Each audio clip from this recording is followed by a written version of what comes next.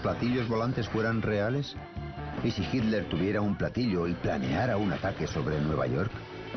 ¿Y si los estadounidenses desarrollaran un platillo volante invisible al radar y la CIA utilizara a los invasores de otros mundos para tapar experimentos militares supersecretos? Hoy revelaremos que todo esto es cierto. Los verdaderos platillos volantes.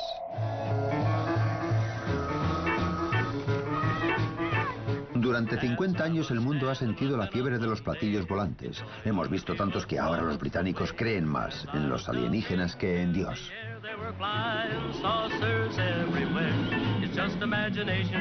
Esta película está clasificada como secreta. La verdad es algo más compleja. Los platillos volantes sí existen, pero no proceden del espacio exterior. Vienen de la Tierra, de los rincones más oscuros de la investigación militar.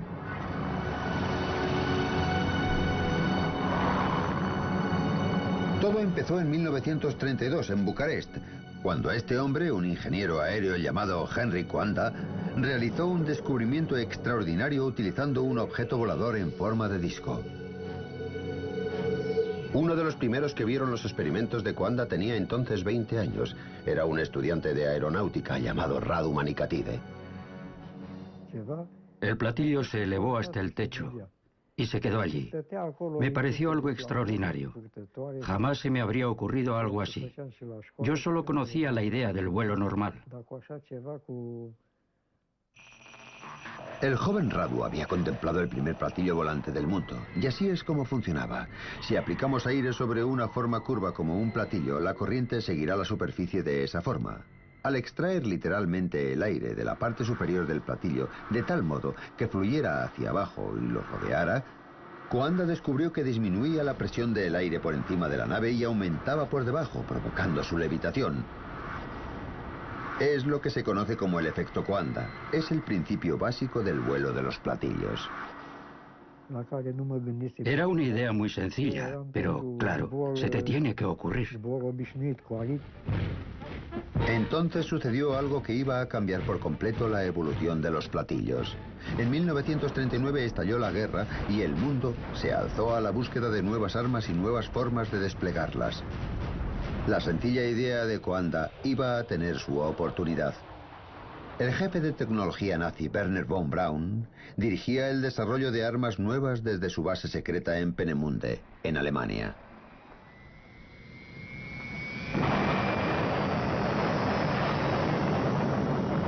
Aquí desarrolló armas modernísimas de terror como el cohete V2. En efecto, fue el emplazamiento central de todos los proyectos durante bastante tiempo. Lo que muy pocos sabían era que, a 400 kilómetros, en Praga, los nazis poseían unas instalaciones de investigación aún más secretas y trabajaban en una fantástica nueva aeronave. Llegaron a construir, probar y descartar hasta 15 prototipos. ¿Y qué empresa dirigía estos aterradores desarrollos? Skoda. Las SS y las fuerzas aéreas utilizaban Skoda para fabricar aeronaves de todo tipo.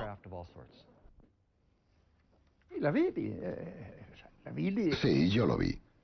Para mí fue algo excepcional. Redondo, con una cabina central de plexiglas y reactores alrededor que generaban los rayos de propulsión. Luigi Romersa vio el primer platillo volante producido en el mundo, y fue un Skoda. Se veía un piloto dibujado en la cabina. Iba de pie dirigiendo el disco. Según Romersa, un Hitler cada vez más desesperado e iluso planeaba utilizar sus nuevas armas secretas en un ataque devastador sobre Nueva York.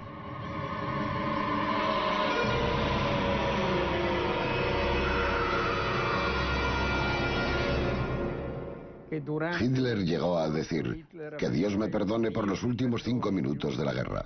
Quería desatar las armas que había desarrollado. No llegó a ocurrir, por supuesto. Los rusos avanzaban sobre Praga y mientras la retaguardia alemana luchaba desesperadamente en las calles, los científicos de la planta de Skoda trataban de destruir las pruebas de su investigación. La presión del enemigo era insoportable. La base aérea voló con dinamita y el platillo estalló con el resto del equipo. Sacaron los platillos del hangar a la pista. Colocaron cargas explosivas. Los volaron y dejaron que se quemaran delante de todos. Aunque destruyeron los platillos, los científicos nazis que los construyeron habían sobrevivido y los aliados victoriosos se enfrentaron entre sí para hacerse con ellos. Había que ganar la carrera por los secretos de los hombres de los platillos.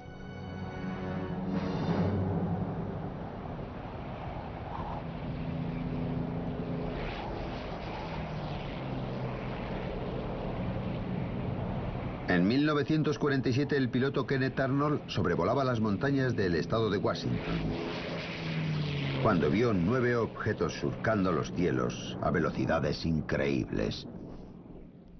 Les pareció que se movían como platillos saltando sobre el agua, una analogía muy poco corriente, pero aquel nombre prendió y por eso se les llama platillos volantes.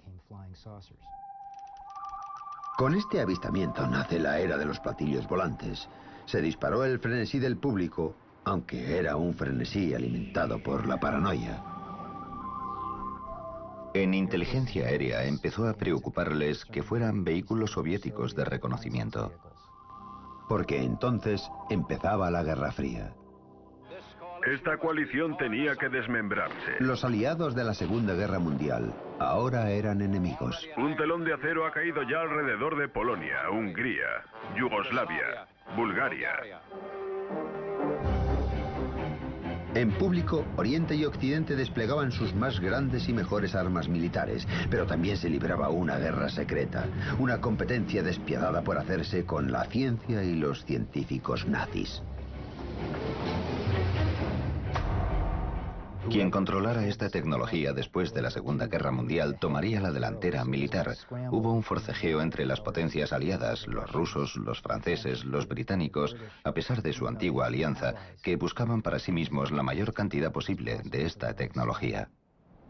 Y por eso el gobierno estadounidense se alarmó tanto con los platillos vistos por el piloto Kenneth Arnold. Como muestra este documento secreto, aquello significaba que Rusia se había hecho con la tecnología alemana de los platillos volantes y los estaba construyendo. El avance alemán con respecto a Estados Unidos había sido tal que los americanos pensaron que si los rusos habían capturado a científicos o instalaciones que produjeran estas armas secretas, quizá fueran ya por delante. Los americanos tenían razón. Los rusos construían platillos con la ayuda de una persona muy útil procedente de Alemania, Andreas Epp, un ingeniero de platillos alemán. Inmediatamente tras la guerra, Andreas Epp decidió trabajar en la Unión Soviética. Se mudó a Rostock, donde lo abordaron agentes soviéticos que parecían saber quién era. Y por supuesto, Epp estaba encantado de que alguien reconociera su valía, cuando antes se la habían negado. Me dije a mí mismo, tengo que seguir. Se lo debo a los que trabajaron en ello. Y me puse a construir un disco volador. Epp trabajó sobre todo en el mecanismo de guía del platillo soviético.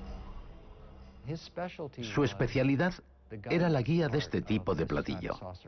En otras palabras, hacer que responda a los controles, conectar los controles a los movimientos del propio platillo. Según el propio Epp, el platillo ruso era extraordinariamente manejable, pero también versátil, lo cual era imprescindible. Era un reactor y querían que, curiosamente, se pudiera usar en las regiones polares.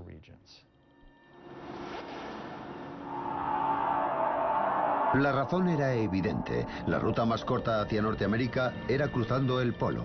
Era un hecho que no pasaba inadvertido en una América cada vez más paranoica. Incluso Hollywood sospechaba que los rusos tramaban algo con platillos. El primer país que conozca el secreto del platillo volante controlará los cielos del mundo. Y no quiero que ese país sea Rusia. Muchos de los avistamientos se produjeron en el sector noroeste de los Estados Unidos. Allí estaba la planta Boeing de Seattle, donde se construían los bombarderos estadounidenses, y también la reserva nuclear Hanford del estado de Washington, donde se producía el plutonio para las bombas nucleares. Eran sectores estratégicamente muy sensibles del país y los más próximos a la Unión Soviética. Luego es normal que esperaran la llegada de aviones soviéticos. Los platillos ya aparecían por todas partes. Ninguna ciudad o plató de cine estaba ya a salvo. El gobierno necesitaba acabar con la especulación y para ello, a sus expertos en guerra psicológica, se les ocurrió un astuto plan en dos partes. Primero, una figura militar importante negaría firmemente que ocurriera nada, pero por detrás se enviarían rumores de que los platillos procedían del espacio exterior. Te he entregado el mensaje. ¿Ahora qué? El plan se ejecutó en una rueda de prensa en el Pentágono. Era julio de 1952, un momento clave de la historia de la manipulación. Este es el general de brigada John A. Sanford, director de inteligencia de las Fuerzas Aéreas estadounidenses, que dirigió la conferencia. Sanford venía a negar que hubiera algo de importancia en los avistamientos comunicados. No contiene propósito sistemático o consistente alguno que podamos relacionar con cualquier posible amenaza a los Estados Unidos. En favor de la teoría alienígena, colocaron a un escritor de relatos por entregas, el comandante retirado Donald Keyhoe, al mismo nivel que el general. El comandante Keyhoe es autor del libro Los platillos volantes son reales. ¿Qué opina usted de estos nuevos avistamientos de objetos no identificados? Con todo respeto a la Fuerza Aérea, creo que algunos resultarán ser de origen interplanetario. Fue muy astuto y muy sencillo. Ahora cualquiera que viera un platillo militar se inclinaría a pensar que ha visto un alienígena. Era de unos 12 metros de largo. Y los demás nos reiríamos de ellos. Lo vi durante tantos minutos que no puedo negar que lo vi. A la prensa le encantaron los alienígenas y publicaba artículos con entusiasmo. La misma revista Life que lanzó a Marilyn Monroe al estrellato también lanzó la carrera de más de un monstruo de Marte. En aquel artículo se entrevistaba a una serie de expertos anónimos, civiles y militares, que apoyaban la idea de que los platillos no podían ser objetos hechos por el hombre, armas secretas o fenómenos naturales mal identificados. Tan solo quedaba que fueran de otro planeta. Y fue una de las primeras veces en que se difundió esa teoría a gran escala. Jamás se había alcanzado en la pantalla tal altura de emoción y espectáculo sobrecogedor. Los escritores de Donald Keyhoe inspiraron directamente la película clásica de platillos, La Tierra contra los platillos volantes, realizada por el legendario animador de Hollywood, Ray Harryhausen. El concepto básico se tomó de uno de sus libros sobre platillos volantes. Me consta que el gobierno ha realizado muchos experimentos secretos con objetos voladores redondos, por lo que probablemente fomentaron la idea de que se trataba de alienígenas del espacio exterior. En efecto, parece que el gobierno estaba tan interesado que el productor de la película, Charles Schneer, les informaba directamente. Por supuesto, cuando el guión se acabó y salió de mi mano, estoy seguro de que Charles lo remitió a la Casa Blanca y a varios expertos del espacio.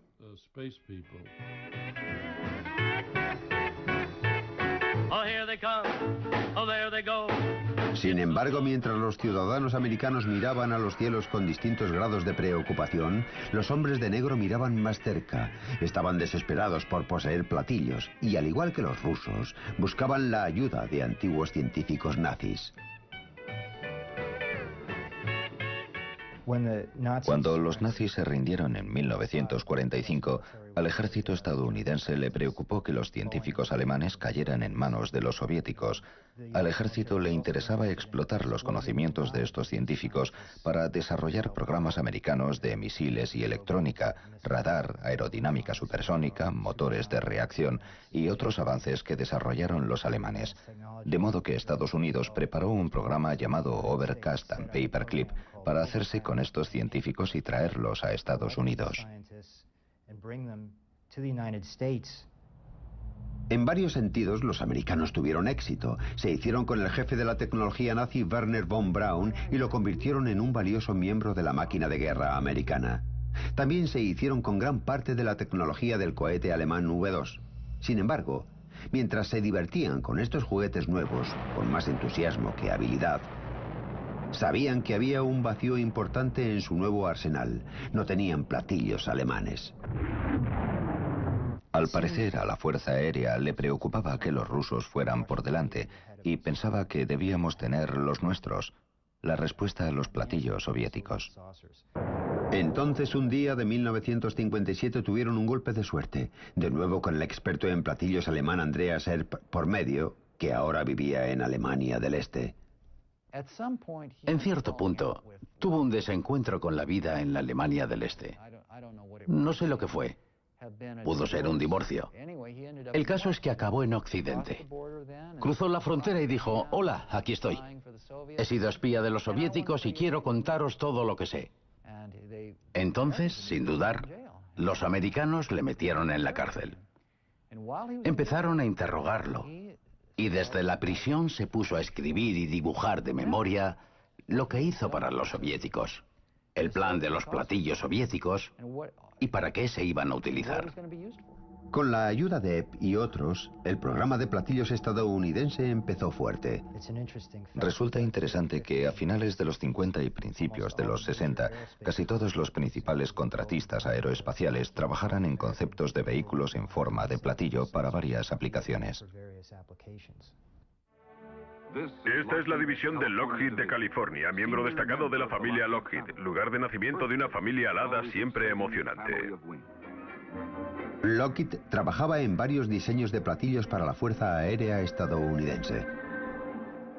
Todos poseen un motor central que apuntaba hacia abajo. La aeronave despegaba en vertical, hacía la transición a vuelo horizontal, aceleraba a una velocidad muy alta y volaba a más de 30.000 metros. Era algo muy avanzado para la época. Los ingenieros de Lockheed trabajaban en un platillo que utilizaba un reactor central que impulsaba un rotor para crear el efecto coanda o de platillo volante. Una vez en el aire, redirigía el chorro para viajar en horizontal a velocidades supersónicas, pero Lockheed no era la única corporación estadounidense trabajando en esta tecnología. Convair era otra de las principales empresas aeronáuticas de los 50 y 60. Al igual que Lockheed, Convair tenía proyectos secretos y un rostro público, en este caso la estrella de Hollywood, James Stewart. En fin, qué bien lo pasé aquel día. Es toda una aeronave. En los 57, Bob Whitmer era jefe de diseño en Convair y miembro importante del equipo que construyó el Hutzler B-58. A principios de los 60 era el avión más rápido de la Tierra. Ha sido emocionante de verdad. Es un pájaro que vuela a Mach 2. Mach 2 es el doble de la velocidad del sonido. Pero Bob Whitmer no se limitaba a diseñar aviones de reacción. A finales de los 50 recibió la orden sorprendente de diseñar una aeronave que fuera invisible. Invisible, al menos al radar. Había que ser indetectable a 360 grados, porque ya en esa época se colocaban varios radares juntos. La única forma de solucionarlo era con un objeto en forma de disco o discoide. En otras palabras, Bob debía construir un platillo volante porque el ejército sabía que sería la perfecta nave de camuflaje. Los aviones convencionales son detectables por el radar porque una superficie sobre la que incide un rayo de radar en ángulo recto lo refleja. Por otro lado, un disco o platillo volante devuelve señales difusas y confusas. La perspectiva de una aeronave invisible al radar causó un gran revuelo en círculos militares y un día unos desconocidos llamaron a Bob. La primera vez no supe quiénes eran. No me dijeron, hola, vengo de la CIA. Mire mi placa. Ah, me han convertido en miembro del club. No sabía que había venido la CIA. Eso demuestra con cuántos secretos se movían. Lo cierto es que la CIA se envolvía en más misterio del habitual, porque no se enfrentaba solo a los enemigos de América. Libraban una guerra territorial secreta con las fuerzas aéreas estadounidenses por el control de los aviones espía. Engañan, mienten, son granujas, se disfrazan. Me tuve que reunir con ellos, por ejemplo, en edificios a medio construir de Washington. Nos hicieron reservas aéreas con nombres falsos. Fue difícil para mí y para mi mujer. Nos hacían vivir una vida en la que todo era como de cartón piedra. A veces casi no se distinguía lo real de lo falso. Bob accedió a regañadientes a trabajar en el proyecto. El diseño de un objeto en forma de platillo invisible al radar. No querría volverlo a hacer. Tener que vivir bajo ese tipo de ambiente. No se podía hablar con nadie, excepto en ciertos lugares escogidos. El secreto del proyecto era tal que este ni siquiera existía, una situación de negación absoluta conocida como Proyecto Negro. Hay muchos tipos de negro. Pues este es el negro más extremo. He vivido dentro del negro más extremo. El proyecto de Bob nunca se ha desclasificado y la CIA se quedó con todos sus apuntes y diseños. En fin, creo que eso es todo. ¿Sí o no? Porque mientras la CIA tenía a Bob a oscuras, otra nave salía a la luz.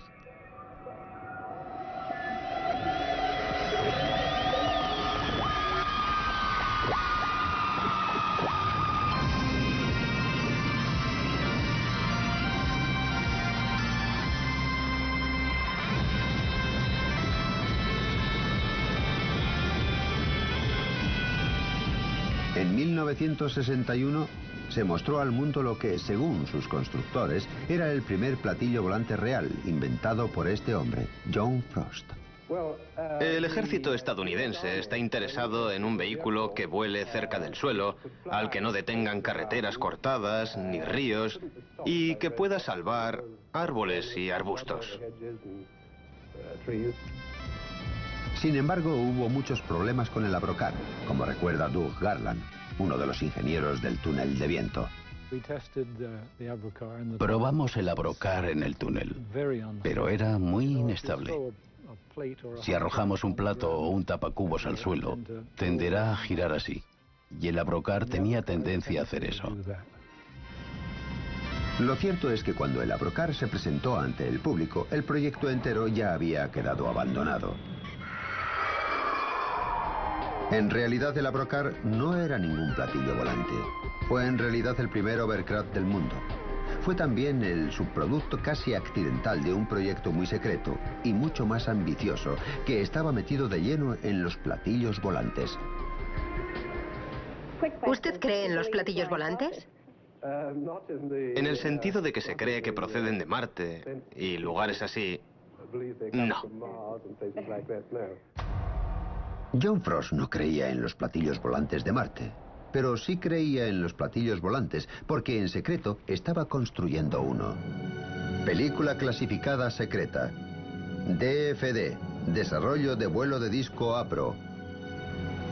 Esta película jamás se ha visto en público. Registra, estrictamente para personal militar autorizado, el trabajo del equipo ultrasecreto de proyectos especiales de ABRO, encabezado por John Frost.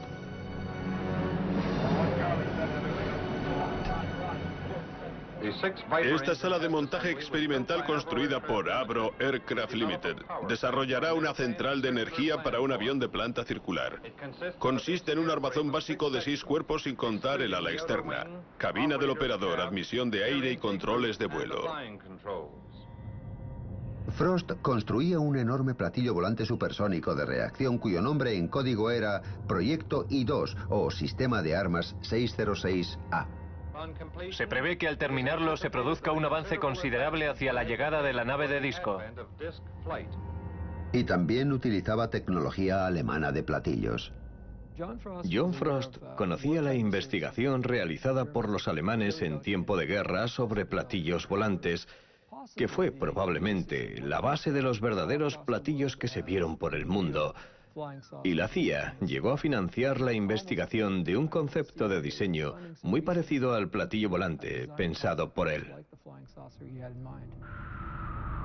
El ejército estadounidense se quedó entusiasmado con la versión presentada por Frost. Estas especificaciones secretas originales del platillo mostraban que volaba más alto y más rápido que cualquier nave o sistema de armas entonces disponible. Los documentos de la Fuerza Aérea son ambiguos en cuanto al propósito del platillo. Mencionan como uso probable un sistema espacial de armas dedicado al reconocimiento. Dado el rendimiento que AVRO creía poder obtener de este vehículo, este podría evadirse de cualquier defensa y atacar cualquier otro avión con impunidad. Un ejército entusiasta inyectó grandes cantidades de dinero en su proyecto. El grupo de proyectos especiales se convirtió entonces en un ente autónomo. Se les asignó un lugar en el área de pruebas de vuelo y se puso a trabajar en lo que Frost contemplaba como la forma ideal, un disco volador totalmente redondo. No sabía ni que existía algo llamado grupo de proyectos especiales, porque era algo de muy alto secreto y todas esas cosas.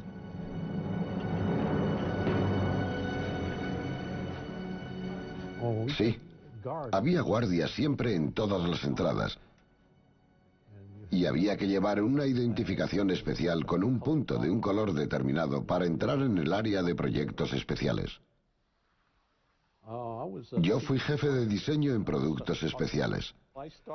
Empecé a trabajar en el 606A como diseño supersónico para la Fuerza Aérea estadounidense. Y el diseño que perseguía era de hecho uno de los más deseados por cualquier diseñador de aviación. Una nave totalmente redonda, un disco volador. Todo lo que Frost concebía era circular. Jamás me quiso cambiar ese plan. Me parecía ideal porque esto permitía despegar verticalmente. Sin embargo, lo cierto es que el fantástico platillo volante supersónico de la imaginación de Frost estaba muy lejos de hacerse realidad. Su diseño constituyó uno de los usos más puros del efecto Coanda o del platillo volante, con 6 poderosos reactores que extraían el aire que había encima del platillo. Esto lo dotaba de elevación y maniobrabilidad.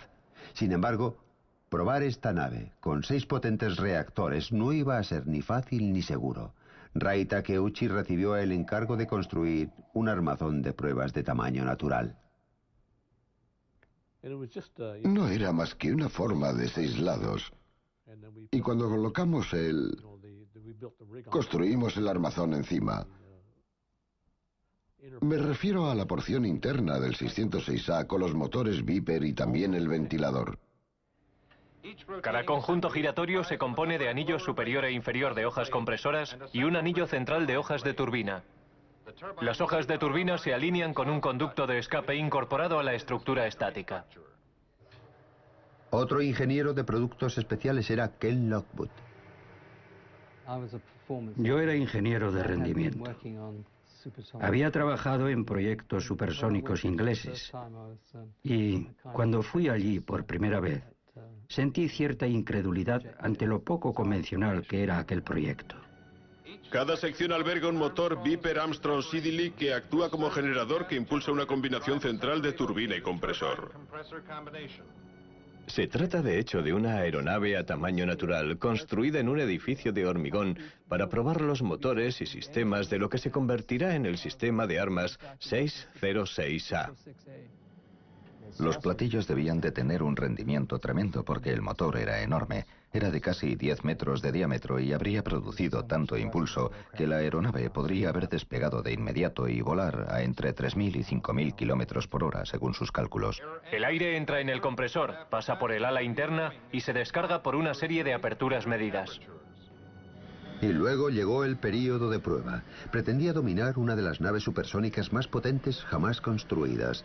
Era una tarea abrumadora. Como medida de seguridad durante la operación del armazón, la sección del rotor se encierra en un protector de acero.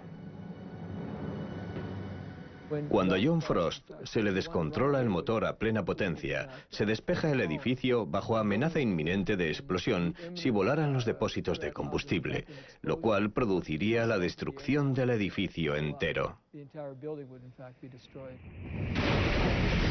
Fue un momento de terror.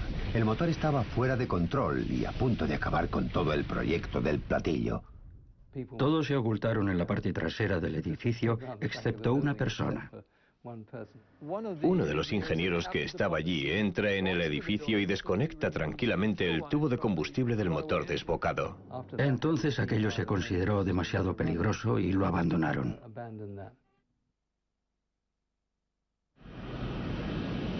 El avión de espionaje U-2 de la CIA fue un clásico proyecto negro. Permaneció en el más absoluto de los secretos durante más de 2 años y seguiría siendo secreto hoy, si no fuera por los hechos dramáticos de 1960, cuando el piloto de U-2, Gary Powers, fue derribado sobre Rusia y retenido durante 2 años antes de ser canjeado por un espía ruso. En la propia historia de la CIA sobre el programa U-2 se declara que, entre comillas, el 50% de los avistamientos de ovnis fueron provocados por el U-2. El U-2 volaba en los límites del espacio, más alto de lo que se creía que un avión podía volar.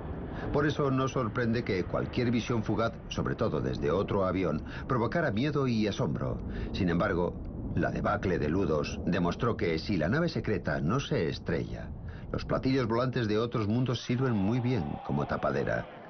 Y si la nave secreta resulta ser un platillo volante, se puede mantener la impostura durante años. Me asustas cuando hablas así. El platillo de Frost desapareció entre la negrura del secreto oficial. Y los ufólogos estadounidenses forzaron más la máquina. Es fantástico, pero posible.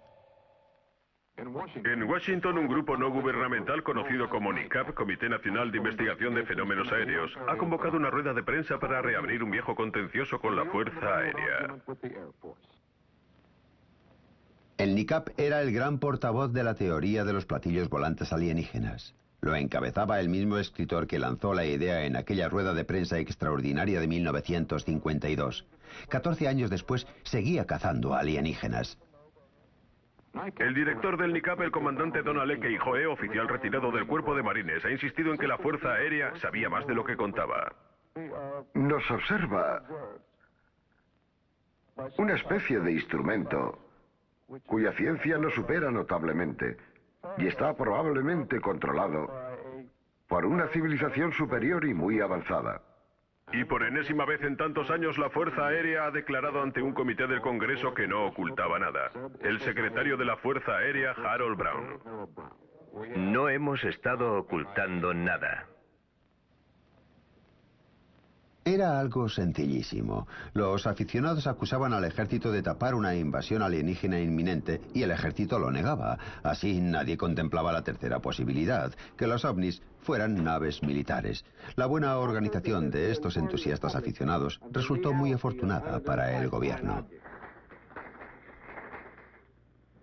Creemos que los ovnis son reales, que proceden del espacio exterior y que los controlan seres inteligentes.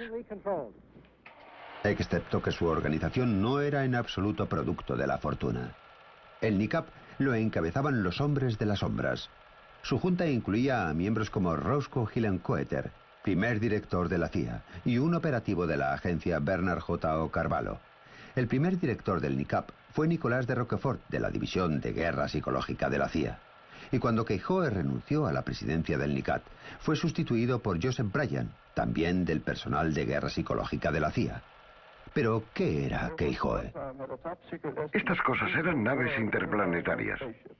¿Creía de verdad en platillos volantes de otro mundo o tenía conexiones con la investigación del ejército estadounidense sobre la tecnología alemana de platillos volantes?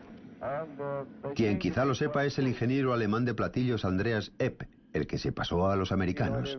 En una entrevista grabada en 1997, respondió de modo notable a esta pregunta.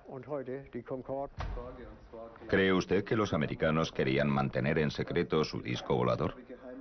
Desde el principio. Desde el mismo principio. El comandante Keyhoe estaba en el departamento de ovnis del Pentágono, el cual averiguó que Alemania construía discos voladores. Sin embargo, quien estuviera tras la campaña de propagar el mito alienígena tuvo un éxito espectacular, sobre todo en la Tierra de los Sueños, Hollywood. Plan 9 del espacio exterior.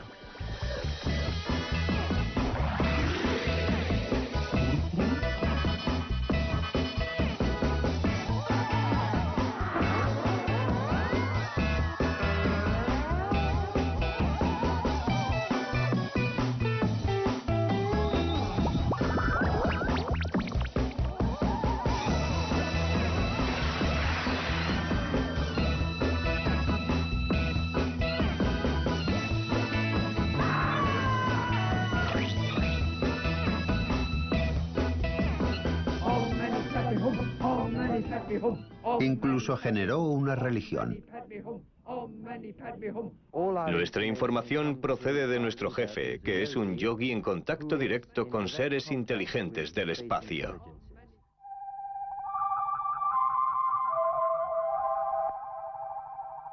Somos vuestros amigos. Somos vuestros amigos. Estableced contacto. Entonces, el 11 de noviembre de 1987 lo hicieron. Todo empezó cuando un ejecutivo de éxito llamado Ed Walters vio una extraña luz sobre su jardín. Tomó la cámara e hizo esta fotografía. Fue el primero de docenas de avistamientos en los años siguientes. ¡Oh, Dios mío! Lo voy a seguir. Una vez ampliados, los cuadros parecían mostrar algo muy parecido a platillos volantes. Estos los vieron cientos de personas, desde policías a sacerdotes. ¿Qué es eso? ¡Mira, mira, mira, mira! Algunos testigos más impresionables dijeron incluso que habían visto a alienígenas. Pero entonces un hombre vio las fotos y llegó a una conclusión algo distinta y sabía exactamente de qué hablaba.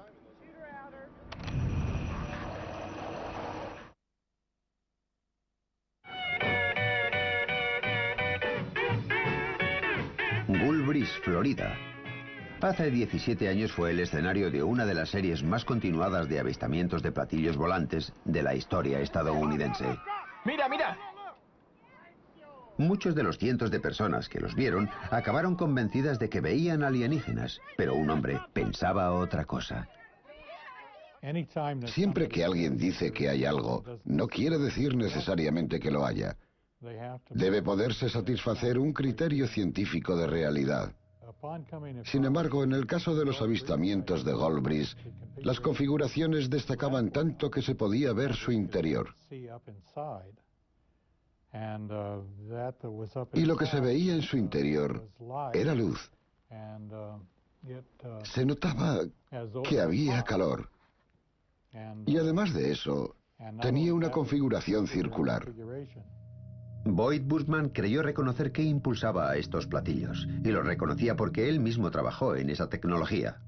Bushman pasó 35 años en la vanguardia del diseño armamentístico, inventando el prototipo del misil Stinger antes de trasladarse a Lockheed, en el corazón de la industria militar americana del platillo. En ese tiempo empezó a experimentar con su equipo una nueva y radical fuente de energía.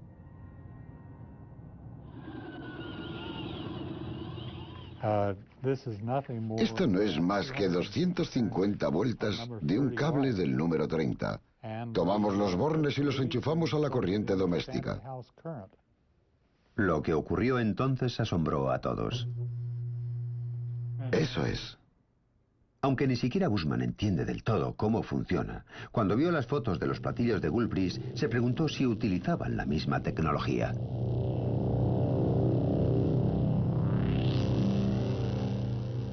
Se ve que empieza a echar humo. Esta bobina experimental es extremadamente peligrosa y se vuelve muy caliente en cuestión de segundos, pero Boyd cree que eso explica el brillo blanco del interior de los platillos, los cuales cree que son naves no tripuladas. Si modificamos voltajes y frecuencias, quizás esta configuración pueda volar, incluso perfectamente. Y en mi opinión, eso es lo que hizo la gente del experimento de Gulf Breeze. ¿Y quién era esa gente? Él cree que los platillos son otro proyecto ultrasecreto desarrollado por el ejército estadounidense. Aquello tal vez no era más que otra rama nuestra. Tenemos muchos pequeños departamentos ultrasecretos. He estado en muchos de ellos. Acabé en este por casualidad. Quizá llegué incluso a desarrollarlo, y ellos eligieron aquella área para probar esta tecnología. Son muy retorcidos, capaces de hacer esto y cosas peores. Sin duda han sido retorcidos antes. En los 70 se produjo una serie de dramáticos avistamientos de ovnis, pero estos eran distintos. Muchos parecían ser triangulares en vez de circulares. La especulación entre los ufólogos rayó el frenesí. Pero entonces apareció este hombre. Se llama Jim Goodall. De día es conservador del Museo del Aire de Seattle, pero en su tiempo libre hace otra cosa. Salgo al desierto siempre que puedo. He salido los últimos 15 años más de 80 veces. Jim visita instalaciones aéreas ultrasecretas para fotografiar los ocultos proyectos negros norteamericanos. El mejor modo de evitar que te vean es alquilar un vehículo de color neutro. Llevo una red de camuflaje antiinfrarrojos. La coloco sobre el vehículo. Echo unas hojas por encima y pasas muy bien. No se ve aunque lo tengan delante. En 1988 Jim hizo una foto a una nave que llevaba más de 10 años en el mayor de los secretos. Había sacado las cámaras, oí un despegue. Vi en el aire un T-38 al que pude identificar y luego me sobrevoló un F-117. El F-117 es un caza de camuflaje. Llevaba más de una década sobrevolando los cielos de América con el mito alienígena explicando convenientemente cada avistamiento. Gasté un rollo de 36 fotos en color y creo que solo hubo 2 que no estaban borrosas y movidas. Yo estaba como un flan. Fue uno de los momentos más emocionantes de mi vida. Mi foto fue esta imagen de aquí. Con esta fotografía, Jim revelaba la verdad sobre los avistamientos de los triángulos. Visto de frente, un F-117 parece un platillo volante. Si no podemos precisar qué es un objeto no identificado. De modo que si no sabemos lo que es y está en el aire, tenemos un ovni, un objeto volador no identificado. En los años siguientes a la foto de Jim, la racha de avistamientos de triángulos cesó, pero los de naves circulares no. Tan solo el mes pasado, la Fuerza Aérea Mexicana publicó un metraje ovni extraordinario tomado por sus pilotos con cámara infrarroja. Lo extraño era que, aunque podían verse 11 naves, solo 3 se registraban en el radar. Así pues, ¿han llegado por fin los alienígenas de verdad? ¿O son platillos relacionados también con el ejército norteamericano? Yo tenía un muy buen amigo que se llamaba Ben R. Rich. Sustituyó a Kelly Johnson en Lockheed Skunk-Works. 10 días antes de morir hablé con él y me dijo: Jim, hemos sacado al desierto cosas que están 50 años más allá de tu comprensión. Alrededor de 4.500 personas trabajan en Lockheed Skunk-Works. ¿Qué han estado haciendo los últimos 20 y tantos años? Construyen algo. Papá, cuando estuviste fuera, ¿viste algo? No empecemos de nuevo con esa tontería de los platillos volantes.